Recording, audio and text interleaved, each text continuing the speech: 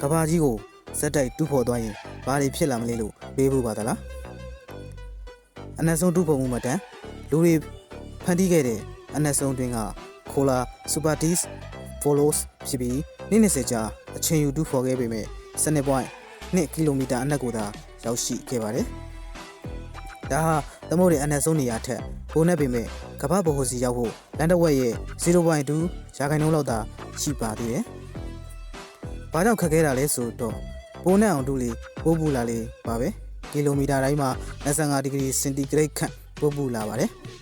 ။ကမ္ဘာအလေလွှာအပေါ်ယံကိုဖောက်ပြီးတာနဲ့ကမ္ဘာအလေလောက်ကိုရောက်ပါမယ်။ဒီနေရာမှာအပူချိန်1300ဒီဂရီစင်တီဂရိတ်ခန့်ရှိပြီးကြောက်သားခဲတွေဟာပူပြီးပျော်ပြောင်းနေကပလတ်စတစ်လိုမျိုးပြုတ်မှုပါတယ်။အပြင်ပိုင်းဘဟိုတဲ့အော်တာအော့စ်ဖုန်းနဲ့အောင်ဆက်သွားရင်အပြင်ပိုင်းဘဟိုကိုရောက်ပါမယ်။ဒါဟာ